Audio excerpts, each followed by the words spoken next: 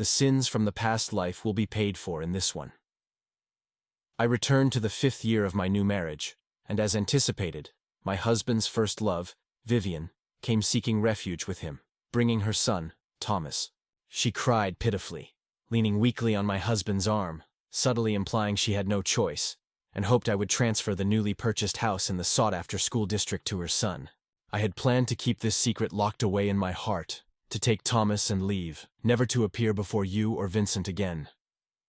But now, Thomas was about to start school, and I felt like a failure as a mother for not providing a house. As expected, it was the same manipulative speech. I remained unmoved. My husband stood there, guilt all over his face, pretending to be in a difficult position. Miranda, as his biological father, I haven't been involved with Thomas since his birth.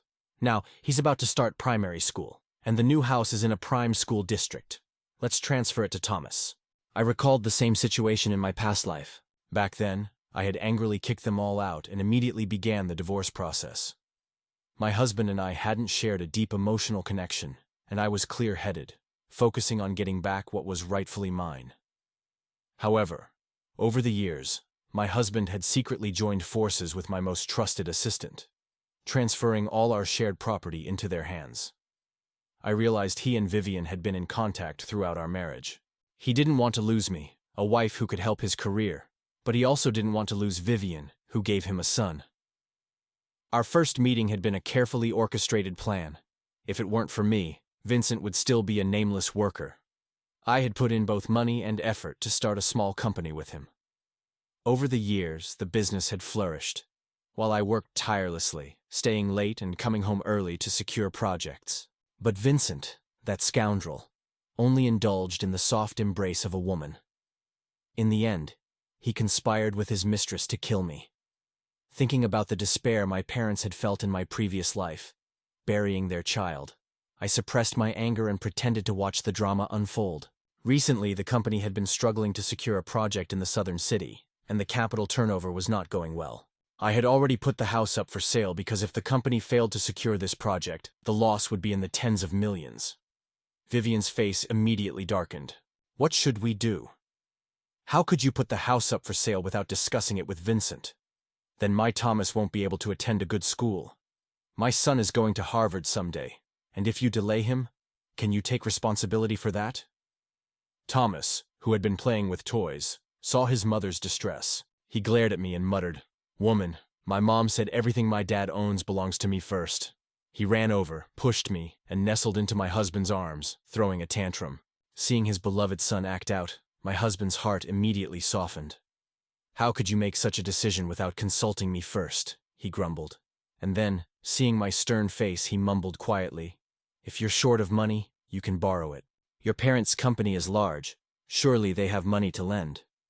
Or you can borrow from your group of girlfriends, right?" I glared at my husband, seeing his true nature. When he was poor, he was entirely obedient to me. But now that he had money, he kept a mistress and an illegitimate child. He hadn't looked at himself in the mirror for so long that he no longer knew his own worth. "Without me, Vincent is nothing." I scoffed and stared at him. "I've already invested the proceeds from selling the house into the project. If I pull it out now, the loss will be tens of millions. If you're prepared to handle the consequences, I have no objections. Otherwise, use your connections to get Thomas into a good school. Don't you have a friend who teaches there? You should know a child's future can't be delayed." Knowing there was no way to get the money back, my husband started trying to coax me into solving this problem. He even pulled me aside, whispering, "Honey, don't worry. There's no chance I'll get back together with Vivian. But Thomas is my biological son, and I can't escape that fact. If you help him get into a good school, I'll take him in later, and you two can build a good relationship.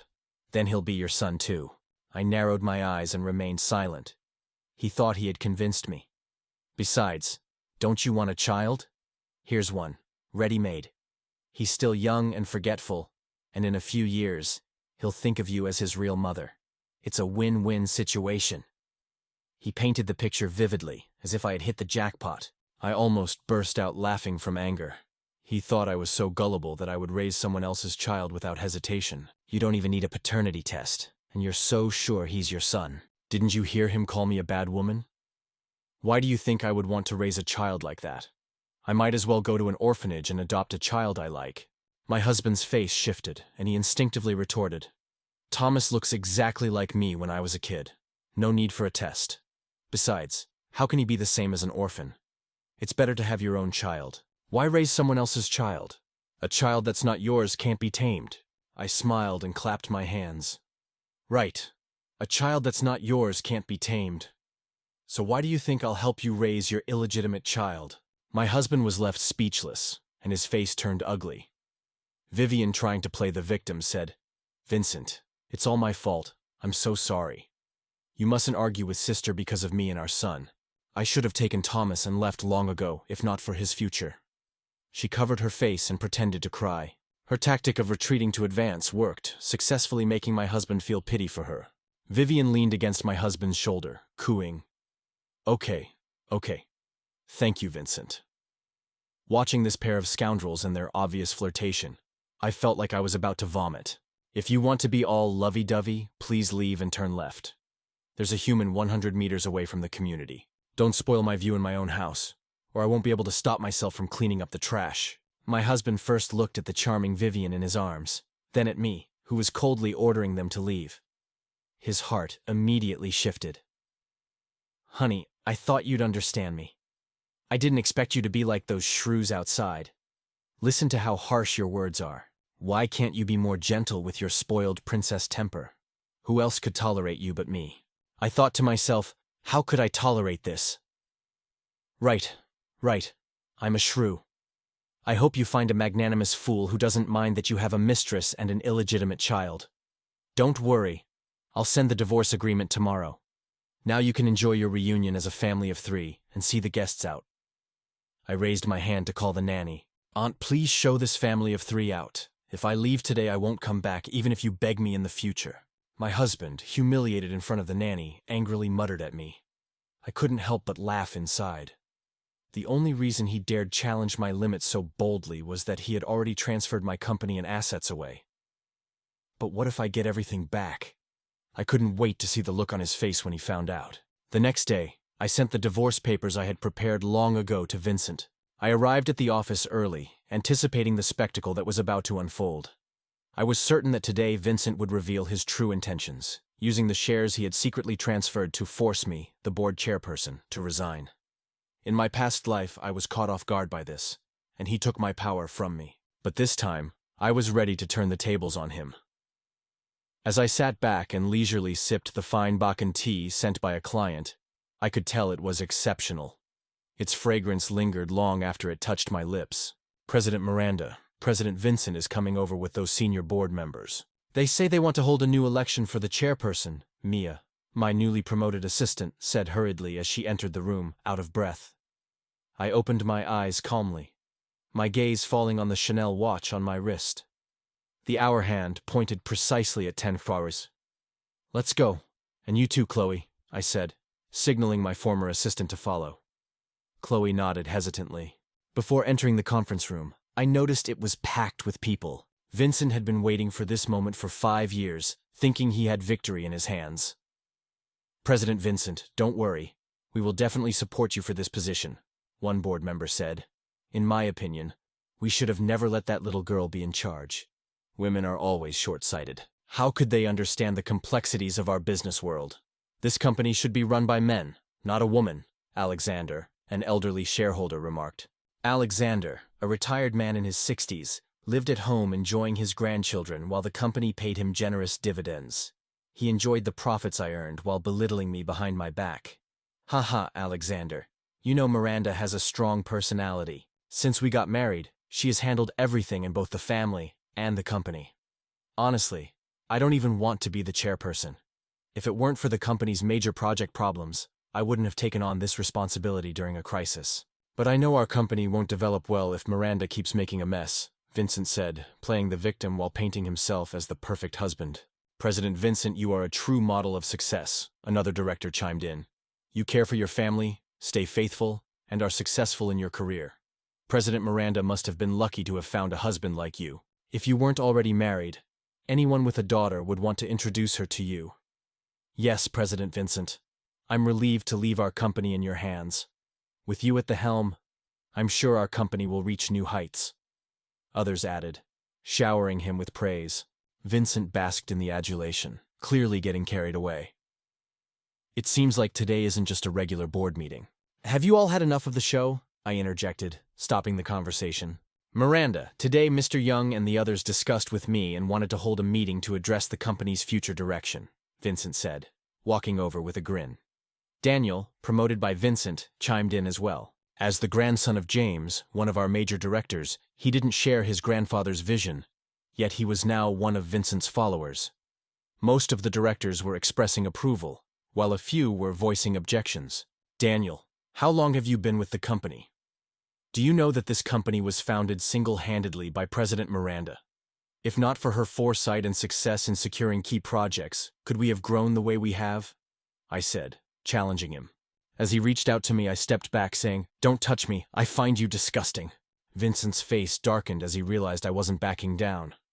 However, he pretended to speak gently. "Miranda, I know you're upset, but there are so many people waiting. Don't cause a scene." I wasn't interested in his insults. "If you want my position, then compete with me based on actual results, not underhanded tactics behind my back." Ignoring him, I moved to the main seat and sat down. "Didn't we say we were going to have a meeting? Let's begin." Vincent glanced at his deputy, who, with a stack of documents, began handing them out to everyone present. "These are the financial statements of our company for every year since its founding, along with major projects. Our company has grown from a small startup to a large group, and it's all thanks to the hard work of everyone involved. The directors believe that since we've been losing money on projects this year, it's time for a new chairman," the deputy explained. I casually tapped the table. "So, you want to remove me and elect a new chairman? President Miranda, we know you've worked hard and contributed a lot to the company, but we can't keep losing money because of some of your personal decisions," Alexander interjected, leading the charge against me. "I admit you have talent, but you're too authoritarian. You're gambling with all of our interests." "Yes, President Miranda, we are just electing a new chairman. You can still lead your management team independently," another director added. "A good manager should know how to appoint people based on their merits. And the new chairman we want to elect is none other than your husband, President Vincent. Everyone has seen the hard work he's put in and the achievements he's made over the years. How else could we have received dividends year after year? Now that the company is on track, getting rid of you is like getting rid of a burden," he said, dismissing my efforts. William, a shareholder I had personally persuaded and visited, stood up in my defense. He had supported me in my previous life when I was systematically pressured by Vincent and others. Despite being squeezed out and losing his shares in the past, he remained loyal to me. I gave William a reassuring look to calm him. "For example, tell me what achievements Vincent has made," I asked, directing the question to Daniel. He immediately looked uncomfortable, unable to provide any answer. "Why do you have to make things difficult for Daniel like this, Miranda?" Vincent said, trying to deflect the attention. "I wouldn't say anything if you were like this at home, but this is the company. It's not the place for tantrums," I responded sarcastically. Did I hold a knife to his neck, or did I pick on him for no reason? My communication with him is normal. It's you who jumped out to accuse me for no reason. "Are you so desperate to take the chairman's seat?" Vincent, embarrassed by my words, pulled out the share transfer agreement from his bag. "Miranda, you transferred all the shares to me. Isn't that what you wanted? You want me to be the chairman. Don't worry, I won't let anyone down. I'll develop the company well." I narrowed my eyes, looking at the transfer agreement. Since the transfer agreement has already been signed, then what are we waiting for? President Vincent will be the next chairman. "Let's announce it and seal it," I said. Mr. Young, leading the way, eagerly checked the contract and then announced it with a smile. Vincent held his head high, his chest puffed out, like someone who had finally realized his ambition. I interrupted him. "Oh, I don't remember signing such a contract." Vincent, full of confidence, didn't even look at me as he muttered, "Miranda, I know you're angry with me, but since I hadn't had time to be with you a few days ago, you signed this contract by yourself last week and handed it to me. If you don't believe me, you can ask your assistant Chloe. She knows the details well." I turned to Chloe, who was already trembling with fear. It was clear this was a confrontation between the new master and the old one, and Chloe was the focus of the tension, so it was no surprise that she was terrified. She hunched her shoulders, almost kneeling as she stammered, "President Miranda, I don't know where President Vincent got this contract from. You've never signed anything like this." Vincent was taken aback, not expecting the person he had bribed to turn on him. "You brought this contract to Miranda to sign. How can you deny it?" he shot back. "Let's verify the handwriting. What's written here is legally binding." In that crucial moment, Vincent's cleverness kicked in as he prepared to find someone to authenticate the document. "Look, this name doesn't appear to be President Miranda's," William, another director, remarked as he took a closer look at the transfer agreement. I had already anticipated this situation. I had signed with my former name, Eliza, while the company's share subscription was listed under my current name, Miranda. The difference was subtle but significant enough to make the contract worthless. "This is impossible," Vincent muttered, snatching the agreement and inspecting it more closely. Upon seeing the signature, Eliza, he completely lost his composure. His eyes widened as he turned toward me, fury blazing in his gaze. "You did this on purpose, didn't you? You knew all along, you wicked woman." I smiled coolly, responding, "No one is as wicked as you. You plotted against your own wife. The farce ends today. My assistant Mia will handle the share repurchase with the directors later. Since you don't appreciate my management style, the company is humane enough to buy back your shares at a fair price so that you won't incur losses." The directors, who had eagerly supported Vincent's bid for chairmanship, were now too frightened to speak. "Well, President Miranda, we didn't really want to change the chairman," one of them began, trying to backtrack. "We were forced to come here today by President Vincent. Please be merciful and don't hold it against us." Another quickly added, "Yes, President Miranda, all of this is Vincent's plot. We were deceived by him. It was obvious that they didn't want to lose their shares, especially with the company's increasing value and the lucrative dividends. However, I wasn't about to give these opportunistic fence-sitters any chance. I gave Mia a look, signaling her to bring in the security guards to escort Vincent and the others out. As I watched the amounts of money being transferred to my account, one after another, I couldn't help but wonder how Vincent was feeling now. "President Miranda, I've already intercepted the company's accounts that were illegally transferred, and will have them returned over the next 2 days. Also, I've submitted the signed divorce agreement to the lawyer," Mia reported to me, detailing the progress. "Vincent, you can only blame yourself for being too clever for your own good. You thought all the funds had been transferred out and signed the divorce agreement with me. Now you're truly a penniless wretch. I'll be interested to see if Vivian still stays with you now that you have nothing. With my control over both the power and the money, Vincent wouldn't let this go easily. Before long, he and Vivian, along with Thomas, would probably show up at my door every day." "Miranda, you're so cruel. You set a trap for me and now you've driven me out with nothing. Are you satisfied?" Vincent's demeanor had completely shifted. Gone was the composed gentleman. He now looked ragged and unkempt, his suit wrinkled and his face worn. He stood up as soon as he saw me. Vivian, who had been standing next to him, tightly clutched Thomas and arrogantly declared, "Vincent has half of the property rights to this house. You have no right to kick us out." She showed no sense of decorum. I walked past them, ignoring their presence, and opened the combination lock. As I tried to shut the door behind me, Vincent pressed it open with his hand, his face contorted with anger. "I've consulted with a lawyer. Now that I have no job, according to our current salaries, whether you like it or not, you owe me alimony.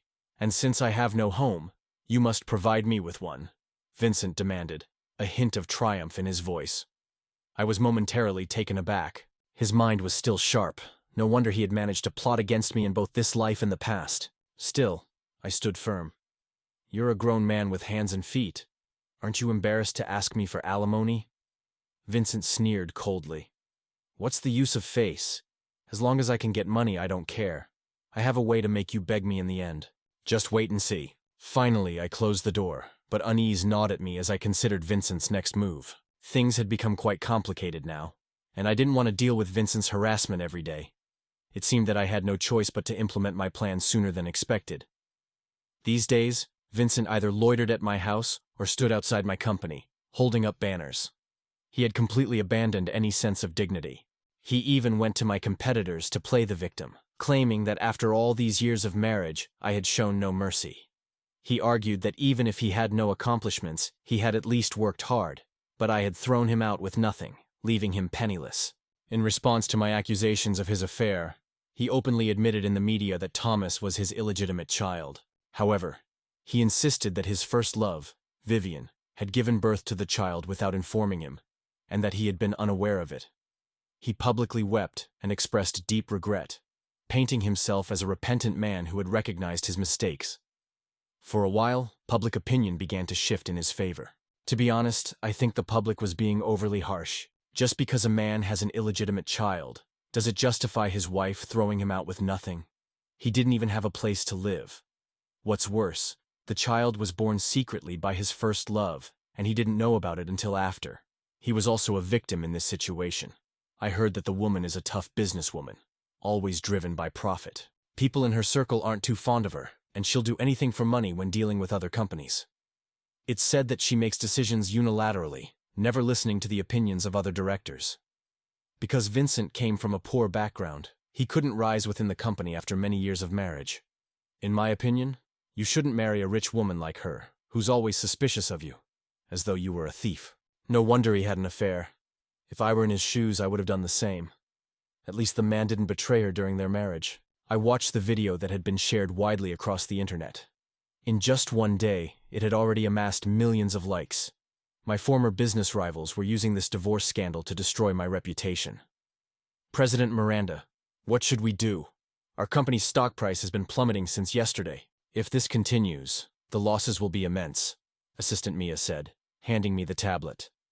The financial director, Matthew, also hurried into the office. President Miranda, the directors are demanding that you invite Vincent back to the company. They want him to stop making ambiguous statements to the media, which are stirring up trouble for our company. Now, many online trolls are attacking us, criticizing our cutthroat business practices. Suddenly, there was a loud noise outside, and the door was forcefully opened. Vincent stormed into the office, looking furious. President Miranda, we really shouldn't be involved in your divorce, but you shouldn't have used the company as a bargaining chip in your personal fight. This is jeopardizing all of our hard work. It's one thing to get a divorce, but why did you have to be so ruthless? You drove your husband into a corner, and now look what's happened. He's gone to our rivals and is attacking us. Old Mr. Young pointed angrily at the computer screen. Look at the company's stock price. We have no idea how much it's dropped in just 2 days. You're clearly not capable of running a company. People who aim for great things don't get bogged down by petty issues. But you only care about your own selfish desires and ignore the company's interests. I had recently reclaimed a significant portion of the shares from them, and now old Mr. Young had seized an opportunity to attack me when I was at a disadvantage. After a long silence, I finally spoke. Don't worry. I'll handle this. It won't affect the company. Seeing my confident demeanor, old Mr. Young hesitated, clearly worried about retaliation. You'd better keep your word, he muttered weakly. As expected, before the situation could escalate further, Vincent was the first to call me. Have you thought it over? If you let me return to the company now and give me 2/3 of the marital property, I'll go and clear things up in front of the media. Otherwise, just watch the company's stock price keep dropping. Even if you get the money and shares in the end, what will it matter? They'll be worthless, I retorted sarcastically. Vincent, you're shameless. You even went to our enemies. He laughed on the other end of the phone. As long as I can threaten you, I'll do whatever it takes. So, have you made up your mind? I knew that if I agreed to let Vincent return, he would certainly try to manipulate the situation, but I could use this to catch him in the act. Okay, I agree. You can return to the company for now and keep your original position. We'll talk about the rest later, but you have to clarify things publicly first. Vincent didn't expect me to agree so easily. He had prepared to argue with me for longer. What, you don't want me back now? No? You're sensible, he said quickly. Just wait and see, I thought to myself. The fish has taken the bait. True to his word, Vincent organized a press conference that very afternoon. He clarified the situation in the media and seized the opportunity to announce his return to Bluebat Company. I instructed the public relations department to work with the media and used other current topics to divert attention away from the issue. The company began to stabilize after Vincent's return. I asked Director Matthew to reassign the projects Vincent had previously worked on to him. Noticing that Vincent wasn't rushing to compete with me for property, I became more convinced of the gossip I had heard, that he had returned for the projects and must have made some sort of agreement with the new company. Of course, I was going to put the bait right in front of him. Since you're short on manpower for these projects, let Vincent assist you. Is that all right? Director Matthews seemed a bit hesitant, suspecting that Vincent's return had ulterior motives. Don't worry, everything is under control. Just follow my instructions, I reassured him, giving him a pat on the shoulder. Go ahead and take care of it. I dismissed them to carry on with their work. The entire company was focused on the projects, as next week marked the bidding day. The team was united and working hard. Vincent, for once, was diligently involved, which was a surprising change from his usual overbearing self. But I knew this was just the calm before the storm. The day after tomorrow is the bidding day, I said, as I stood at the podium, addressing everyone. The contract will proceed as planned, and the details will remain as communicated with Director Matthew. This project is the largest our company has ever handled, and we must succeed. There is no room for failure. I looked out over the team, ready for what was to come. President Miranda, don't worry. Our department has been working tirelessly to secure this project. We'll ensure everything is flawless and win it back. Director Matthew thumped his chest and assured me earnestly, all right, everyone, take a proper rest today and tomorrow. Gather your strength and prepare for the big challenge the day after tomorrow. The cold night wind in the city made the windows shake. After a shower, I sat waiting for updates. Just as expected, President Miranda, I saw from the surveillance footage that Vincent sneaked into the office building, powered on my computer, and copied the bidding materials for tomorrow. A new WeChat message alert informed me that Vincent had fallen into the trap. Proceed as planned. After saving the footage, call the police. Heaven has a way, but you avoid it. Hell has no door, but you walk right in. I was determined to send Vincent to jail. I sat at the computer, reviewing the project proposal I had personally written. The stolen documents were genuine, and the ones I had were equally real. Now, it all rested on tomorrow. The next day in the bidding conference room, when the host announced that our company had successfully secured the bid, everyone was nearly in tears with joy. From the moment Director Matthews stepped up to speak, Vincent's face began to show signs of panic. Ha ha ha, you finally figured it out, Miranda. You tricked me with fake documents. Well played. The Inu company boss looked furious as the project was awarded to me. Mr. Wong, it's truly thanks to your efforts in stealing the proposal. Otherwise, we wouldn't have worked all night to find this flaw. The Blue Boat Company will always remember your help. I was in a good mood and joked, you look ready to tear me apart, but what can you do? Suddenly, a commotion occurred at the door. Several police officers, showing their badges, entered. Vincent was caught before he could flee. Vincent, after our investigation, we have found you guilty of stealing Blue Boat Group's project secrets. The evidence is undeniable, and you are under arrest. The lead officer approached Vincent, handcuffed him, and prepared to take him away. Don't you dare frame me! Help! Vincent struggled, shouting at me, Miranda, save me! Tell them I didn't steal the company's secrets. I looked at him as if he were a clown. Wasn't it you who stole our proposal and gave it to a rival company? If I hadn't had a backup, I'd be the one suffering today. Why should I help someone who tried to ruin me and my company? I didn't soften at all and retorted, you didn't lose anything, why are you so stubborn? After all, we were once married. Why are you so heartless? Seeing that I remained unmoved, Vincent broke down. I walked toward him, grabbed his chin. Heartless? What a joke. You had an affair for years. I divorced you. Then you tried to destroy my business using public opinion. I made concessions, even let you come back to the company, but you betrayed me by selling our secrets to our competitors. Tell me, who's really heartless? Me or you? Vincent's eyes shifted. Now that you're holding me, you can say whatever you want. Who cares about the truth? I laughed bitterly, clapping my hands. You won't admit your wrongs until it's too late, huh? I took a disc from my bag and handed it to Mia. Today, I'll show everyone your true colors, so you can't pretend anymore. The video played on the screen, showing Vincent's secret meetings with Vivian, from when Thomas was a baby up until he was 6 years old. Vincent visited them almost every week. He had arranged for the mother and son to live in a community called Shushanan Yuan, the house we bought with our first earnings, which he used to hide his mistress. How could he be so heartless? His wife helped him build their business, yet he kept a mistress and an illegitimate child all along. and he has the nerve to blame others. What a scumbag. He looks so decent on the outside, but inside he's rotten. What a disgrace. Stop wasting words. Arrest him already. That wasn't all. Next, the video of Vincent sneaking into Director Matthews' office to steal the project materials last night appeared. I even had proof of Vincent's conspiracy with the Inu company boss. The charge of leaking company secrets was sealed. The evidence is clear. What do you have to say for yourself? I asked Vincent, who looked unfocused.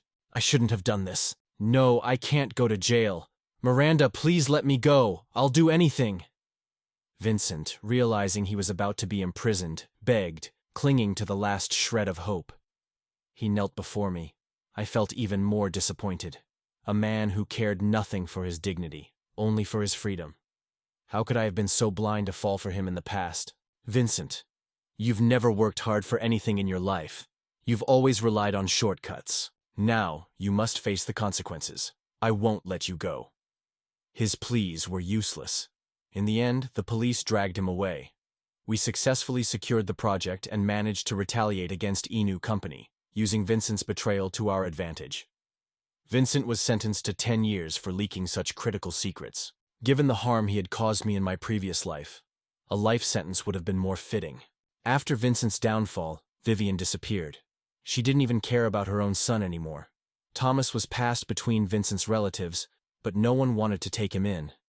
Eventually, they planned to send him back to his hometown. He was just a child, they figured, and as long as he had food, he'd survive. But when the boy arrived, he cried for his parents and refused ordinary meals, only wanting the best. He was unruly, biting others when angered. No one wanted to deal with him. Eventually, Thomas was sent to an orphanage. The once spoiled, demanding child had become shy and withdrawn. After enduring the coldness of others and experiencing hunger, he was no longer the cherished child Vincent had once doted on. He had learned to read people's intentions. Months later, news of Vivian surfaced. She had been tricked by a businessman and moved to Thailand. At first, the man provided her with gifts, and she was lost in dreams of becoming a rich lady. She enjoyed a brief period of luxury until the man's wife arrived. After a violent confrontation, Vivian was cast out. The businessman paid her off, claiming it was a mutual agreement. Vivian tried to cause a scene, demanding compensation. But no one took her seriously, especially as a foreigner. Without an income and dependent on others, Vivian eventually lost all self-sufficiency. One day, she was found living on the streets and was introduced to work in the red light district. She quickly became a well-known figure in the nightlife scene, but playing with fire led to her downfall. According to the detective I hired, Vivian started assisting with drug trafficking to earn more money. Her addiction grew stronger, and when she could no longer afford drugs, she exchanged her help for them. In less than 6 months, drugs consumed her, and during a police raid, she was caught. Vivian was killed instantly during the raid, used as a shield by a gang member. The news reached China, but I felt no sorrow. She had no family left, and with Vincent in prison, no one was there to manage her affairs. I didn't pity her. After all, in her previous life, she had killed someone with her car without remorse. She and Vincent got what they deserved. They were too greedy, wanting to steal from others, never valuing life or the law. In the end, they faced the consequences of their actions. In life, everyone encounters temptations. Some can stick to their principles and strive for what they deserve, while others, dissatisfied with what they have, seek to steal from others. Eventually, they face the consequences of their choices.